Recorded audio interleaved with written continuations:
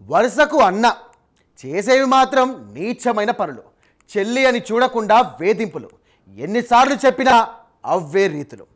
కామం తలకెక్కి విలువలు బాధ్యతలు మర్చాడు. తాజాగా పల్నాడు జిల్లాలో ఓ యువకుడు వేధింపులకు పాల్పడ్డారు. ఏకంగా బస్సులో విచక్షణను మర్చాడు.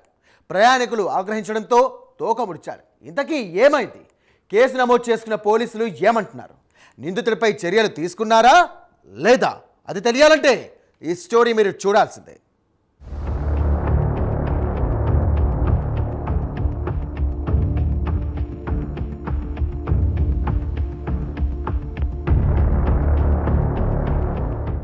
నేటి యువత పెడదారిన పడుతుంది.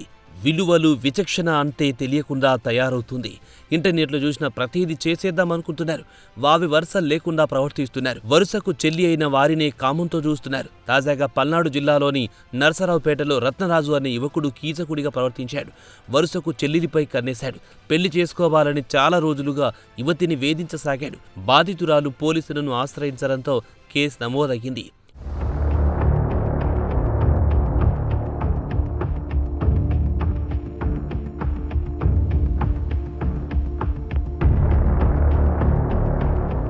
గుంటూరు జిల్లా బొల్లకందువారిపాలెం గ్రామానికి చెందిన ఓ యువతి నరసరావుపేటలో బీటెక్ 2వ సంవత్సరం చదువుతోంది.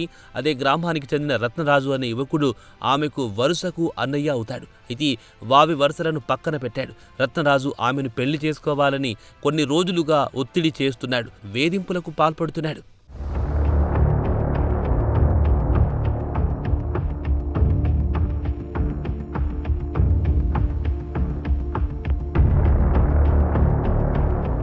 కాలేజీకి వెళ్లే సమయంలో బయటికి వచ్చినప్పుడు రత్నరాజు ఆమెను వేధించసాగాడు. ఆమెను అనుసరిస్తూ పెళ్లి చేసుకోవాలని ఒత్తిడి చేసినట్టు పోలీసులు తెలిపారు. వేధింపులు రోజురోజుకి పెరుగుతుండటంతో భయాందోళనకు గురయ్యింది. పెద్దవాళ్లు రత్నరాజును గమనించి మందలించారు. తీరు మార్చుకోకపోతే చర్యలు తప్పవన్నారు. ఆ తర్వాత కొన్ని రోజులు మౌనంగా ఉన్న దుండగుడు మళ్లీ యువతిని వేధించసాగాడు.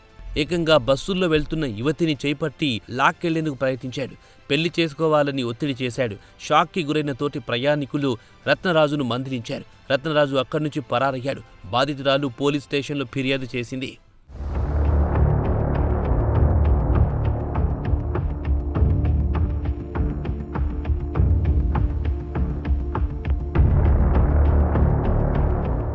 బాధితురాలి ఫిర్యాదును స్వీకరించిన one town CI Firoz case నమోదు చేసి దర్యాప్తు ప్రారంభించారు. యువకుడు రత్నరాజుపై సంబంధిత సెక్షన్ల కింద కేసు నమోదు చేసినట్లు తెలిపారు. యువతిని వేధించడం, పెళ్లి కోసం ఒత్తిడి చేయడం వంటి ఆరోపణలపై విచారణ కొనసాగుతున్నట్లు వెల్లడించారు. ఇలాంటి ఘటనలు యువతుల భద్రతపై ఆందోళన పెంచుతున్నాయి. యువతులపై వేధింపులకు పాల్పడే వారిపై కఠిన చర్యలు తీసుకోవాలని ప్రజలు పోలీసులను కోరుతున్నారు.